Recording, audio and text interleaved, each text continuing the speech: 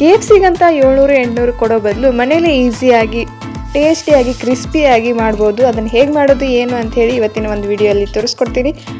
ತಡ ಮಾಡಿದ ವಿಡಿಯೋನ ಪೂರ್ತಿಯಾಗಿ ನೋಡಿ. ವಿಡಿಯೋ ಇಷ್ಟ ಆದರೆ ಲೈಕ್ ಮಾಡಿ, ಶೇರ್ ಮಾಡಿ, ಹಾಗೆ ಸಬ್ಸ್ಕ್ರೈಬ್ ಮಾಡೋದನ್ನು ಮರಿಬೇಡಿ. ಕ್ರಿಸ್ಪಿ ಆ್ಯಂಡ್ ಜ್ಯೂಸಿ ಆಗಿರೋ ಒಂದು KFCನ ಹೇಗೆ ಮಾಡೋದು ಅಂತ ಬನ್ನಿ ನೋಡೋಣ.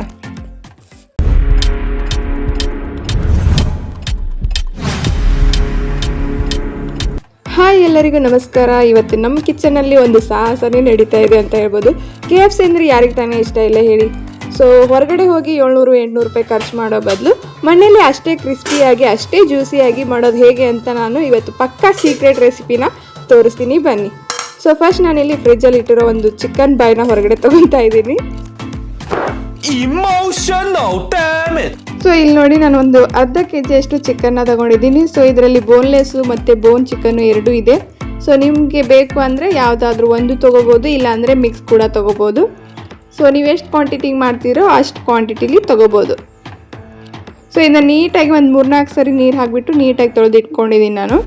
ಸೊ ನೆಕ್ಸ್ಟ್ ನಮ್ಮದು ಮೇನ್ ಗೇಮ್ ಚೇಂಜರ್ ಅಂತಲೇ ಹೇಳ್ಬೋದು. ಅದಕ್ಕೆ ಏನು ಮಾಡಬೇಕು ಅಂತ ಹೇಳ್ತೀನಿ, ಬನ್ನಿ. ಸೊ ಸ್ವಲ್ಪ ಸಾಲ್ಟ್ ಹಾಕ್ಕೊಳ್ಳೋಣ, ರುಚಿಗೆ ತಕ್ಕಷ್ಟು.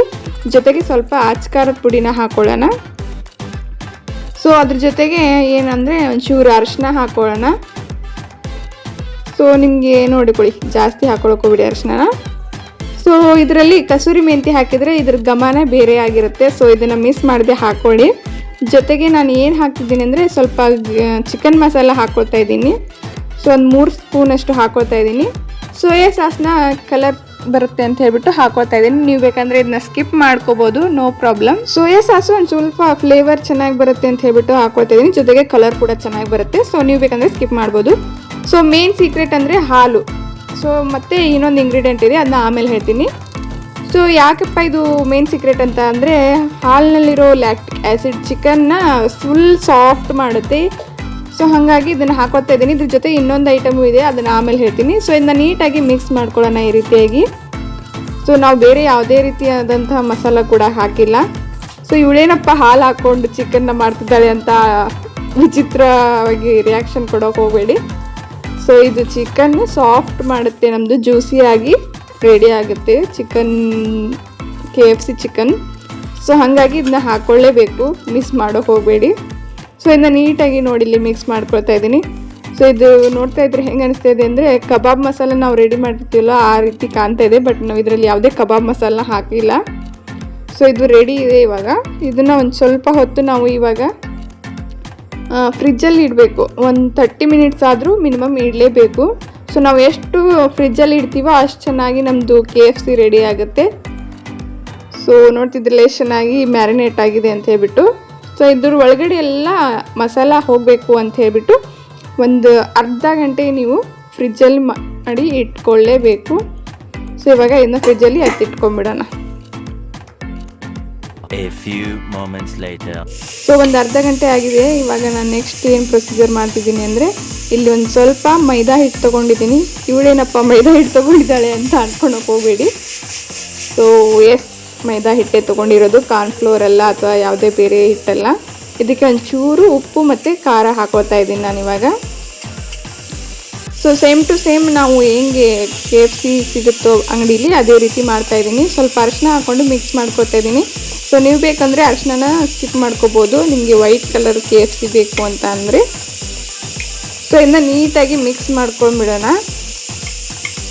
ಸಖತ್ ಕ್ರಿಸ್ಪಿಯಾಗಿರುತ್ತೆ, ಮೇಲೆ ಕ್ರಂಚಿ ಆಗಿರುತ್ತೆ. ಸೊ ಅದಕ್ಕೇನು ಸೀಕ್ರೆಟು ಅಂದರೆ, ಇದೇ ಮೇನ್ ಸೀಕ್ರೆಟು, ಮೈದಾ ಹಿಟ್ಟು, ಉಪ್ಪು, ಖಾರ, ಅರಿಶಿನ.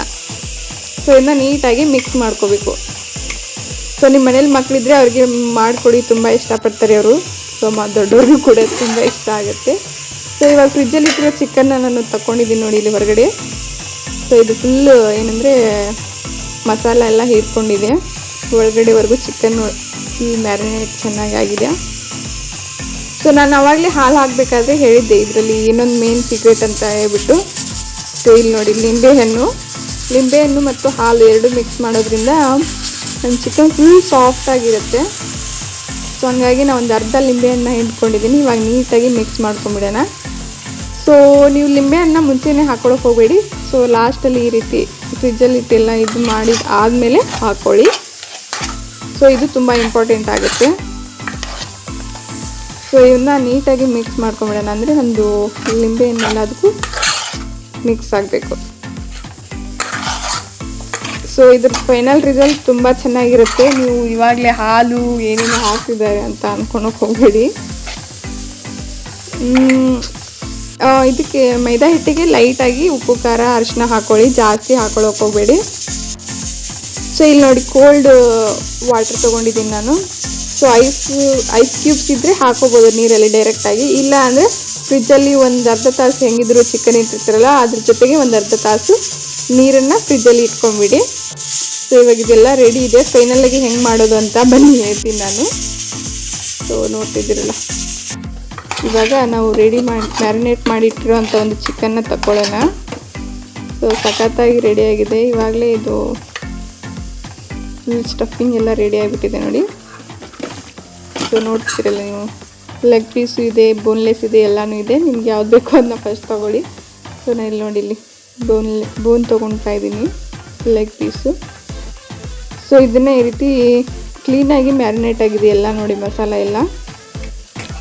ಸೊ ಹಾಲು ಹಾಕಿದ್ದೀವಿ ಅಂತ ಯಾರಿಗೂ ಗೊತ್ತಾಗೋದಿಲ್ಲ. ಸೊ ಇವಾಗ ನಮ್ಮದು ಮೈದಾ ಹಿಟ್ಟಿಂದೇನು ಪೌಡ್ರ್ ಇದೆ ಅದರಲ್ಲಿ ಈ ರೀತಿ ರೋಲ್ ಮಾಡ್ಕೋಬೇಕು ಚಿಕನ್ನ. ಸೊ ಜಾಸ್ತಿ ಪ್ರೆಷರ್ ಹಾಕಿ ಒತ್ತೋಕೆ ಹೋಗಬೇಡಿ, ಜಸ್ಟ್ ಹಾಗೆ ಲೈಟಾಗಿ ರೋಲ್ ಮಾಡ್ತಾ ಹೋಗಬೇಕು. ಸೊ ಆಮೇಲೆ ಏನು ಮಾಡಬೇಕು ಅಂತ ಹೇಳ್ತೀನಿ. ಫಸ್ಟ್ ಈ ರೀತಿ ಮಾಡ್ಕೊಬಿಡೋಣ. ನೋಡಿ ಇಲ್ಲಿ ಲೈಟಾಗಿ, ಜಾಸ್ತಿ ಫೋರ್ಸ್ ಹಾಕೋಕೆ ಹೋಗ್ಬಾರ್ದು, ಜಸ್ಟ್ ಈ ರೀತಿ ಡಿಪ್ ಮಾಡಬೇಕು. ಸೊ ನೀವು ಬೇಕು ಅಂದರೆ ಇದನ್ನು ಹಾಕೋಬೋದು, ಏನಂತಾರೆ ಕಾರ್ನ್ಫ್ಲೋರು, ಇಲ್ಲ ಅಂದರೆ ಕೂಡ ಚೆನ್ನಾಗಿ ಬರುತ್ತೆ. ಸೊ ಆಪ್ಷನಲ್, ನಿಮ್ಗೆ ಬೇಕು ಅಂದರೆ ಹಾಕೊಳ್ಳಿ ಅಷ್ಟೇ. ಕೆಲವೊಂದು ವಿಡಿಯೋ ನೋಡಿದಾಗ ಏನಂದರೆ ಈ ಮೈದಾ ಹಿಟ್ಟಲ್ಲಿ ಇವಾಗ ಏನು ಇದು ಮಿಕ್ಸ್ ಮಾಡಿದ್ವಿ ಅದರಲ್ಲಿ ಬೇಕಿಂಗ್ ಸೋಡಾನು ಹಾಕ್ತಾರೆ. ದಯವಿಟ್ಟು ಅದನ್ನ ಹಾಕೋಕೆ ಹೋಗಬೇಡಿ, ಹಾಕಿದರೆ ಏನಾಗುತ್ತೆ ಅಂತ ನಿಮ್ಗೆ ಆಮೇಲೆ ಹೇಳ್ತೀನಿ ರೀ. ಸೊ ಇವಾಗ ಇದನ್ನು ನೋಡಿ ಈ ರೀತಿ ಡಿಪ್ ಮಾಡಿ ಒಂದು ಸ್ವಲ್ಪ ಹೊತ್ತು ಇಟ್ಟಿದ್ದೀನಿ. ಸೊ ನೆಕ್ಸ್ಟ್ ಏನು ಮಾಡೋದಂದರೆ ಇದರಲ್ಲಿ ಹಿಟ್ಟನ್ನು ಈ ರೀತಿ ತಕ್ಕೋಬೇಕು, ಎಕ್ಸ್ಟ್ರಾ ಹಿಟ್ಟು ಬಂದಿದ್ರೆ. ಸೊ ಇದನ್ನು ಕೋಲ್ಡ್ ವಾಟರ್ ಏನಿತ್ತು ಅದರಲ್ಲಿ ಹಾಕೊಂಬಿಡೋಣ. ಸೊ ಈ ರೀತಿ ಟ್ಯಾಬ್ ಮಾಡ್ಕೊಂಬಿಟ್ಟು ಇದರಲ್ಲಿ ಹಾಕೋಬೇಕು. ಸೊ ಅಂದರೆ ಎಕ್ಸ್ಟ್ರಾ ಹಿಟ್ಟು ಏನಿರುತ್ತೆ ಅದನ್ನು ತಕ್ಕೊಂಬಿಡಿ. ಸೊ ಈ ರೀತಿ ಜಸ್ಟ್ ಈ ರೀತಿ ಟ್ಯಾಬ್ ಮಾಡಿದರೆ ಅದು ಎಕ್ಸ್ಟ್ರಾ ಹಿಟ್ಟೆಲ್ಲ ಬಂದುಬಿಡುತ್ತೆ. ಸೊ ನಾವು ಫಸ್ಟು ಕೋಲ್ಡ್ ವಾಟರಲ್ಲಿ ಈ ರೀತಿ ಮಾಡಲೇಬೇಕು, ಮೇನ್ ಪ್ರೊಸೀಜರೇ ಇದು. ಅಂದರೆ ಲೇಯರ್ ಥರ ನಮ್ಮದು ಚಿಕನ್ KFC ರೆಡಿ ಆಗುತ್ತೆ ಕ್ರಿಸ್ಪಿಯಾಗಿ. ಸೊ ಇಲ್ಲಿ ನೋಡಿ ಒಂದು ಸೈಡು ಆಯಿಲ್ನ ಕಾಯಕ್ಕೆ ಇಡ್ತಾ ಇದ್ದೀನಿ, ಅಂದರೆ ಅದು ಕೋಲ್ಡ್ ವಾಟರಲ್ಲಿ ಸ್ವಲ್ಪ ಹೊತ್ತು ಇದಾಗಬೇಕು ಅಂತ ಹೇಳ್ಬಿಟ್ಟು. ಸೊ ಇಲ್ಲಿ ಆಯಿಲ್ ಕಾದಿದೆ. ಇಲ್ಲಿ ನೋಡಿ, ಇಲ್ಲಿ ನೆಕ್ಸ್ಟ್ ಸ್ಟೆಪ್ ಏನಂದರೆ ಮತ್ತೆ ವಾಪಸ್ ನಾವು ಮೈದಾ ಹಿಟ್ಟಲ್ಲಿ ಮತ್ತೆ ರೋಲ್ ಮಾಡ್ಕೋಬೇಕು. ಯಾವುದೇ ಕಾರಣಕ್ಕೂ ಜಾಸ್ತಿ ಪ್ರೆಷರ್ ಹಾಕಿಬಿಟ್ಟು ಈ ರೀತಿ ಡಿಪ್ ಮಾಡೋಕೆ ಹೋಗಬೇಡಿ, ಜಸ್ಟ್ ಹಾಗೆ ಲೈಟಾಗಿ ರೋಲ್ ಮಾಡ್ತಾ ಹೋಗಬೇಕು. ಸೊ ಅಂದರೆ ನಮ್ಮದು ಚಿಕನ್ ಏನಂದರೆ ಕ್ರಿಸ್ಪಿಯಾಗಿ ಕ್ರಂಚಿಯಾಗಿ ಇರುತ್ತೆ, ಒಳಗಡೆ ಫುಲ್ ಸಾಫ್ಟ್ ಆ್ಯಂಡ್ ಜ್ಯೂಸಿ ಆಗಿರುತ್ತೆ, ಮೇಲ್ಗಡೆ ಕ್ರಿಸ್ಪಿಯಾಗಿರುತ್ತೆ. ಕೇಳೋಕ್ಕೆ ಹಿಂಗೆ ಸಖತ್ತಾಗಿದೆ, ತಿಂದ್ರಂತರೂ ನನ್ನ ಬಾಯಲ್ಲಿ ಇವಾಗಲೇ ನೀರು ಬರ್ತಾಯಿದೆ. ಸೊ ಇದನ್ನ ನೋಡಿ ಈ ರೀತಿ ಡಿಪ್ ಮಾಡ್ಕೋಬೇಕು ಮತ್ತೆ ವಾಪಸ್. ಸೊ ಕೋಲ್ಡ್ ವಾಟ್ರಲ್ಲಿ ಹಾಕಿರ್ತೀವಿ, ಹಿಟ್ಟು ಬಿಟ್ಕೊಂಡ್ಬಿಡುತ್ತೆ ಅಂತ ಏನು ಟೆನ್ಷನ್ ಮಾಡ್ಕೊಳಕ್ಕೆ ಹೋಗ್ಬೇಡಿ. ಎಕ್ಸ್ಟ್ರಾ ಒಂದು ಚೂರು ಬೀಳುತ್ತೆ, ಅದು ಬಿಟ್ಟರೆ ಉಳಿದಿರೋದೆಲ್ಲ ಹಿಟ್ಟು ನೋಡ್ತಿದ್ದೀರಲ್ಲ ಅದರಲ್ಲಿ ನಿಮ್ಗೆ ಕಾಣಿಸ್ತಿದಿಲ್ಲೋ ಗೊತ್ತಿಲ್ಲ, ಬಟ್ ಇದೆ ಅದೆಲ್ಲ ಕೋಲ್ಡ್ ವಾಟರಲ್ಲಿ ಹಾಕಿರೋದ್ರಿಂದ ಅದು ಏನು ಅಂದರೆ ಜಾಸ್ತಿ ಬಿಡೋದಿಲ್ಲ ನಮ್ಮದು ಮೇಲಿಂದು ಹಿಟ್ಟು ಸ್ಟಫಿಂಗ್ ಎಲ್ಲ. ಸೊ ನೀವು ಈ ರೀತಿ ರೆಡಿ ಮಾಡಿ ಇಟ್ಕೊಂಡು ಬೇಕು ಅಂದಾಗ ಫ್ರೈ ಮಾಡ್ಕೊಂಬಿಡ್ಬೋದು. ಸೊ ತೊಂದರೆ ಇಲ್ಲ. ಫ್ರೈ ಮಾಡ್ಕೊಳ್ಬೇಕಾದ್ರೂ ಒಂದಿಷ್ಟು ಪ್ರೊಸೀಜರ್ ಇದೆ, ಅದನ್ನೇ ಫಾಲೋ ಮಾಡಲೇಬೇಕು ನೀವು. ಸೊ ಆವಾಗಲೇ ಹೇಳಿದ್ನಲ್ಲ ನಾನು, ಇದರಲ್ಲಿ ಬೇಕಿಂಗ್ ಪೌಡ್ರು ಮತ್ತು ಬೇಕಿಂಗ್ ಸೋಡಾ ಹಾಕ್ತಾರೆ ಅಂತ ಹೇಳ್ಬಿಟ್ಟು ಅದನ್ನೇ ದಯವಿಟ್ಟು ಮಿಕ್ಸ್ ಮಾಡೋಕ್ಕೆ ಹೋಗಬೇಡಿ, ಜಾಸ್ತಿ ಆಯಿಲ್ ಆಗಿಬಿಡುತ್ತೆ. ಸೊ ನಾವು ವಾಪಸ್ ಮತ್ತೆ ಅದೇ ಪ್ರೊಸೀಜರ್ನ ರಿಪೀಟ್ ಮಾಡ್ತಿದ್ದೀನಿ ನೋಡಿ. ಸೊ ವಾಪಸ್ ನಾವು ಮತ್ತೆ ಕೋಲ್ಡ್ ವಾಟರ್ಗೆ ಹಾಕಬೇಕು, ಅಂದರೆ ಜಾಸ್ತಿ ಲೇಯರ್ ಥರ ಬರುತ್ತೆ. ಸೊ ಇವಾಗ ನೋಡಿ ಇದು ಫೈನಲ್ ಆಗಿ ರೆಡಿ ಆಗಿದೆ. ಮತ್ತೆ ವಾಪಸ್ ನಾವು ಈ ಒಂದು ಏನಿದೆ ಮೈದಾ ಹಿಟ್ಟಲ್ಲಿ ರೋಲ್ ಮಾಡ್ಕೊಂಬಿಡೋಣ. ಜಸ್ಟ್ ನಾ ಫಿಂಗರಿಂದ ರೋಲ್ ಮಾಡ್ತಾಯಿದ್ದೀನಿ, ಯಾವುದೇ ಕಾರಣಕ್ಕೂ ಕೈಯಿಂದ ಅದನ್ನು ಏನಂತಾರೆ ಇವಾಗ ಕಬಾಬ್ನ ಹೇಗೆ ಮಸಾಲೆ ಎಲ್ಲ ಹಚ್ತೀವಿ ಆ ರೀತಿ ಎಲ್ಲ ಹಚ್ತಾ ಇಲ್ಲ ನಾನು, ಜಸ್ಟ್ ಹಿಂಗೆ ಟ್ಯಾಬ್ ಥರ ಮಾಡ್ಕೊಳ್ತಾ ಇದ್ದೀನಿ. ಸೊ ಇವಾಗಿದು ಆಲ್ಮೋಸ್ಟ್ ರೆಡಿ ಇದೆ ನಮ್ಮದು ಫ್ರೈ ಮಾಡೋಕ್ಕೆ. ಸೊ ಇವಾಗ ಮತ್ತೆ ವಾಪಸ್ ನೀರಲ್ಲಿ ಹಾಕ್ತೀನ ಅಂತ ಅಂದ್ಕೊಳಕ್ಕೆ ಹೋಗ್ಬೇಡಿ, ಇಲ್ಲ ಇದು 2 ಸರಿ ಹಾಕೋದು. ಸೊ ನಿಮ್ಗೆ ಲೇಯರ್ ಜಾಸ್ತಿ ಚೆನ್ನಾಗಿ ಬೇಕು ಅಂದರೆ 2 ಸರಿ ಹಾಕಿ, ಇಲ್ಲಾಂದರೆ ಒಂದೇ ಸರಿ ಕೂಡ ಹಾಕ್ಬೋದು ನೀವು. ಸೊ ಈ ರೀತಿ ಎಲ್ಲನೂ ಮತ್ತೆ ವಾಪಸ್ ನಾವು ಮೈದಾ ಹಿಟ್ಟಲ್ಲಿ ರೋಲ್ ಮಾಡ್ಕೋಬೇಕು ನೀಟಾಗಿ. ಸೊ ವಾಪಸ್ ಏನು ಮಾಡೋದಂದರೆ ಈ ರೀತಿ ಟ್ಯಾಬ್ ಮಾಡ್ಕೊಳ್ಳಿ. ಎಕ್ಸ್ಟ್ರಾ ಹಿಟ್ಟು ಏನಿದೆ ನೋಡ್ತಿದ್ದೀರಲ್ಲ, ಸೇಮ್ ಟು ಸೇಮ್ KFC ಥರನೇ ರೆಡಿಯಾಗಿದೆ ಇದು. ನೋಡ್ತಾ ಇದ್ದರೆ ಅನಿಸುತ್ತೆ ಅಲ್ವಾ ಆ ರೀತಿ. ಸೊ ಹಾಗೆ ಆಗಿದೆ ನೋಡಿ ಇದು. ಸೊ ಮತ್ತೆ ವಾಪಸ್ ಈ ರೀತಿ ಟ್ಯಾಬ್ ಮಾಡ್ಕೊಳ್ತಾ ಇದ್ದೀನಿ ನಾನು, ಎಕ್ಸ್ಟ್ರಾ ಇದ್ದರೆ ಹಿಟ್ಟು ಬಿದ್ದುಬಿಡಲಿ ಅಂತ ಹೇಳ್ಬಿಟ್ಟು. ಸೊ ಸ್ಟೋವ್ನ ಒಂದೇ ಲೆವೆಲಲ್ಲಿ ಇಟ್ಕೊಂಡು ಫ್ರೈ ಮಾಡ್ಕೋಬೇಕು. ನೀವು ಒಮ್ಮೆ ಕಡಿಮೆ ಇಟ್ಟು ಒಮ್ಮೆ ಜಾಸ್ತಿ ಇಟ್ಟು ಮಾಡೋಕ್ಕೆ ಹೋಗಬೇಡಿ, ಇಲ್ಲಾಂದರೆ ಜಾಸ್ತಿ ಆಯಿಲ್ ಆಗಿಬಿಡುತ್ತೆ ಮತ್ತು ಸರಿಯಾಗಿ ಬೇಯೋದಿಲ್ಲ ಅದು. ಸೊ ನಾನಿವಾಗ ಮೀಡಿಯಮ್ ಇಟ್ಟಿದ್ದೀನಿ. ಸೊ ಮೀಡಿಯಮಲ್ಲೇ ನಾವು ಎಲ್ಲನೂ ಫ್ರೈ ಮಾಡಬೇಕಾಗತ್ತೆ. ಸೊ ಇದು ಮೇನ್ ಇಂಪಾರ್ಟೆಂಟ್. ನಿಮಗೆ ಹಾಗೆ ಅರ್ಜೆಂಟ್ ಇದೆ ಅಂತ ಹೇಳ್ಬಿಟ್ಟು ಸ್ವಲ್ಪ ಹೊತ್ತು ಹೈ ಫ್ಲೇಮಲ್ಲಿ ಇಟ್ಕೊಳಕ್ಕೆ ಹೋಗಬೇಡಿ. ಒಂದೇ ನೀವು ಬೇಕು ಅಂದರೆ ಹೈ ಫ್ಲೇಮಲ್ಲೇ ಸ್ಟಾರ್ಟಿಂಗಿಂದ ಇಟ್ಕೊಂಡು ಫ್ರೈ ಮಾಡ್ಕೋಬೋದು. ಸೊ ನೋಡ್ತಿದ್ದಿಲ್ಲ ಎಷ್ಟು ಚೆನ್ನಾಗಿ ಫ್ರೈ ಆಗ್ತದೆ ಅಂತ ಹೇಳ್ಬಿಟ್ಟು. ಸ್ಮೆಲ್ಲಂತೂ ಸಖತ್ತಾಗಿ ಬರ್ತಾಯಿದೆ ಫ್ರೆಂಡ್ಸ್. ಅಂದರೆ ಕಬಾಬ್ ಫ್ರೈ ಮಾಡಿದಾಗ ಬರ್ತಲ್ಲ ಆ ಥರ ಸ್ಮೆಲ್ ಇಲ್ಲ, ಇದು KFC ಸ್ಮೆಲ್ ಥರನೇ ಬರ್ತಾಯಿದೆ. ಸೊ ಅದ್ರದ್ದು ಮೇನ್ ಇಂಗ್ರೀಡಿಯೆಂಟ್ ಹೇಳಿದ್ನಲ್ಲ ನಾನು, ಹಾಲು ಮತ್ತು ಲಿಂಬೆಹಣ್ಣು ಮತ್ತು ಇದು ಕಸೂರಿ ಮೆಂತಿ, ಇವು ನಮ್ಮದು ಹೀರೋ ಆಫ್ ದಿ ಡಿಶ್ ಅಂತ ಹೇಳ್ಬೋದು ಇಂಗ್ರೀಡಿಯೆಂಟ್. ಈ KFCಗೆ ಒಂದು 3 ಐಟಮ್ಸು ಹೀರೋ ಅಂತಲೇ ಹೇಳ್ಬೋದು. ಸೊ ನೋಡ್ತಿದ್ರಲ್ಲ ಈ ರೀತಿ ಒಂದು 5ರಿಂದ 10 ನಿಮಿಷ ಹಾಗೆ ಬಿಡಿ. ಹಾಕಿದ ತಕ್ಷಣ ತಿರುಗಿಸ್ಕೋಕೆ ಹೋಗಬೇಡಿ. 10 ನಿಮಿಷ ಆದಮೇಲೆ ಈ ರೀತಿ ಲೈಟಾಗಿ ತಿರುಗಿಸ್ತಾ ಹೋಗಬೇಕು, ಅಂದರೆ 2 ಸೈಡು ರೋಸ್ಟ್ ಮಾಡ್ಕೊಳಕ್ಕೆ. ಸೊ ನೀವು ಹಾಕಿದ ತಕ್ಷಣ ಇದನ್ನ ತಿರುಗಾಡಿಸ್ಬಿಟ್ರಿ ಅಂದರೆ ಅದು ನಮ್ಮದು ಸ್ಟಫಿಂಗ್ ಏನಿದೆ ಅದೆಲ್ಲ ಆಯಿಲಲ್ಲಿ ಬಿಟ್ಕೊಳ್ಳೋ ಚಾನ್ಸಸ್ ಇರುತ್ತೆ. ಸೊ ಹಾಗಾಗಿ ನೀವು ಲೈಟಾಗಿ ಒಂದು 5ರಿಂದ 10 ನಿಮಿಷ ಬಿಟ್ಟು ಆಮೇಲೆ ಈ ರೀತಿ ತಿರುಗಿಸ್ತಾ ಹೋಗ್ಬೋದು. ಸೊ ಇದೊಂದು ಚಿಕ್ಕ ಟ್ರಿಕ್ಸ್ ಇರುತ್ತೆ, ಅದನ್ನು ಫಾಲೋ ಮಾಡಿಬಿಟ್ರೆ ಪರ್ಫೆಕ್ಟಾಗಿರೋ ರೆಸಿಪಿ ನಮ್ಮದು ರೆಡಿ ಆಗಿಬಿಡುತ್ತೆ. ಸೊ ನಾವು ಏನಾದರೂ ಒಂಚೂರು ಹೆಚ್ಚು ಕಡಿಮೆ ಮಾಡಿಬಿಟ್ರು ಎಲ್ಲ ಅಂದರೆ ನಮ್ಮದು ರೆಸಿಪಿನೇ ಹಾಳಾಗಿಬಿಡುತ್ತೆ. ಸೊ ಹಾಗಾಗಿ ಮಾಡ್ತಾಯಿದ್ದೀವಿ ಅಂದ ತಕ್ಷಣ ಪರ್ಫೆಕ್ಟಾಗಿ ಮಾಡಬೇಕಲ್ವಾ. ಸೊ ಹಾಗಾಗಿ ನೀಟಾಗಿ ನೋಡಿಕೊಂಡು ಮಾಡ್ಕೊಳ್ಳಿ ನೀವು ಕೂಡ ಮನೇಲಿ. ಸೊ ಮನೆ ಮಂದಿಗೆಲ್ಲ ಇಷ್ಟ ಆಗುತ್ತೆ. ಸೊ ಅಂಗಡಿಗೆ ಹೋಗೋ ಒಂದು ಇದನ್ನೇ ಬರೋದಿಲ್ಲ. ಸೊ ನೋಡ್ತಿಲ್ಲ ಎಷ್ಟು ಚೆನ್ನಾಗಿ ಫ್ರೈ ಆಗ್ತಿದೆ ಅಂತ ಹೇಳ್ಬಿಟ್ಟು. ಸೊ ಇವಾಗ ಇದನ್ನು ಪ್ಲೇಟ್ಗೆ ಸರ್ವ್ ಮಾಡ್ಕೋಬೇಕು ಅಂಥೇಳಿ ತೊಗೊಂಬಂದಿದ್ದೀನಿ. ಸೊ ಬಟ್ ಇನ್ನೊಂದು ಚೂರು ಫ್ರೈ ಆಗಬೇಕು ಅದು. ಸೊ ನಿಮ್ಗೆ ನೋಡಿದ ತಕ್ಷಣ ಗೊತ್ತಾಗ್ಬಿಡುತ್ತೆ ಅದು 2 ಸೈಡು ಒಂದು 5 ಸ್ವಲ್ಪ ಹೊತ್ತು ಫ್ರೈ ಮಾಡಿದ ತಕ್ಷಣ ಕಲರ್ ಚೇಂಜ್ ಆಗುತ್ತೆ ನೋಡಿ ಈ ರೀತಿ. ಅವಾಗ ನಿಮಗೆ ಅನಿಸುತ್ತೆ ಇದು ಫ್ರೈ ಆಗಿದೆ ಕಂಪ್ಲೀಟಾಗಿ ಅಂತ ಹೇಳ್ಬಿಟ್ಟು. ಮೇಲೆ ಕ್ರಿಸ್ಪಿನೆಸ್ಸು ಬಂದಿರುತ್ತೆ, ಅವಾಗ ಗೊತ್ತಾಗೇ ಬಿಡುತ್ತೆ ಆಲ್ಮೋಸ್ಟು. ಸೊ ನೋಡಿ ಸಖತ್ತಾಗಿ ಸ್ಮೆಲ್ ಬರ್ತಾಯಿದೆ, ನನಗಂತೂ ಹೊಟ್ಟೆ ಶೋ ಆಗ್ತಾಯಿದೆ ಇವಾಗ. ಸೊ ಇವಾಗ ಇದು ಒಂದು ಸೈಡ್ ಫ್ರೈ ಆಗಿದೆ, ಇನ್ನೊಂದು ಸೈಡ್ ಫ್ರೈ ಮಾಡೋಣ. ಸೊ ನೋಡ್ತಿದ್ರಲ್ಲ ಎಷ್ಟು ಚೆನ್ನಾಗಿ ಕಾಣಿಸ್ತಿದೆ ಅಂತ ಹೇಳ್ಬಿಟ್ಟು. ಸೊ ನಾ ಹೇಳಿರೋ ಪ್ರೊಸೀಜರ್ನ ನೀಟಾಗಿ ಫಾಲೋ ಮಾಡಿದರೆ ಸೇಮ್ ಟು ಸೇಮ್ KFC ಡೊಮಿನೋಸಲ್ಲಿ ಸಿಗೋವಂಥ ಒಂದು KFC ಮನೆಯಲ್ಲೇ ರೆಡಿ ಆಗಿಬಿಡುತ್ತೆ. ಸೊ ಇದು ಆಲ್ಮೋಸ್ಟ್ ರೆಡಿ ಇದೆ, ನಾವು ಇವಾಗ ಸರ್ವ್ ಮಾಡ್ಕೊಳ್ಳೋಣ ಅಂತ ಅಂದ್ಕೊಂಡೆ.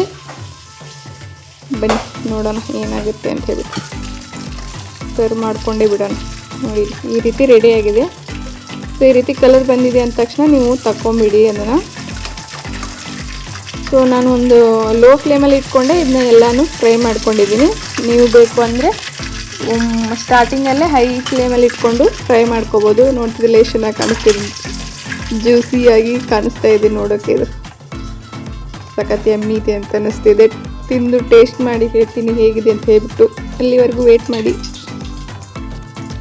ಸೊ ಫೈನಲ್ ಆಗಿ ನಮ್ಮದು KFC ರೆಡಿ ಆಗಿದೆ. ಇವಾಗ ಏನಿದ್ರು ಬಾಯಲ್ಲಿ ಹಾಕೊಂಡು ತಿಂತಾ ಇರೋದೆ. ಸೊ ನಂಗಂತೂ ತಡೆಯೋಕ್ಕಾಗ್ತಾ ಇಲ್ಲ, ಯಾವಾಗ ತಿಂತೀನಿ ಅಂತ ಅನ್ನಿಸ್ತಾ ಇದೆ. ಸೊ ಫ್ರೈ ಮಾಡಬೇಕಾದ್ರೆ ಎಣ್ಣೆ ಜಾಸ್ತಿ ಬಿಸಿನೂ ಇರಬಾರ್ದು, ಜಾಸ್ತಿ ತಣ್ಣಗೂ ಇರಬಾರ್ದು. ಸೊ ಲೈಟಾಗಿ ಬಿಸಿ ಮಾಡಿಕೊಂಡು ಹಾಕೋಬೇಕು. ಸೊ ಫೈನಲ್ ಆಗಿ ನಮ್ಮದು KFC ರೆಡಿ ಟು ಈಟ್. ಬಿಸಿ ಇದೆ ರೀ, ಸಖತ್ ಬಿಸಿ ಇದೆ, ಇವಾಗಷ್ಟೇ ತೆಗ್ದಿರೋದಲ್ವಾ. ಸೊ ಕೆಚಪ್ ಜೋಡಿ ಚೆನ್ನಾಗಿರುತ್ತೆ ಕಾಂಬಿನೇಷನ್. ಸೊ ಫುಲ್ ಬಿಸಿ ಇದೆಪ್ಪ ಇದು, ತಿಂದು ಹೇಳ್ತೀನಿ. ನಿಮ್ಮ ಬಾಯಲ್ಲೂ ನೀರು ಬರ್ತಿದೆಯಲ್ವ ಇವಾಗ.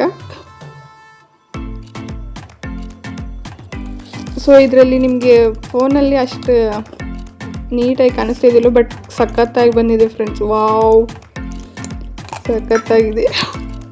ವಾವ್. ಸೊ ನೀವು ಕೂಡ ಮನೇಲಿ ಮಿಸ್ ಮಾಡದೆ ಟ್ರೈ ಮಾಡಿ. ಐ ಹೋಪ್ ನಿಮಗೆ ಈ ರೆಸಿಪಿ ಇಷ್ಟ ಆಗಿದೆ ಅಂತ ಅನ್ಕೊತೀನಿ.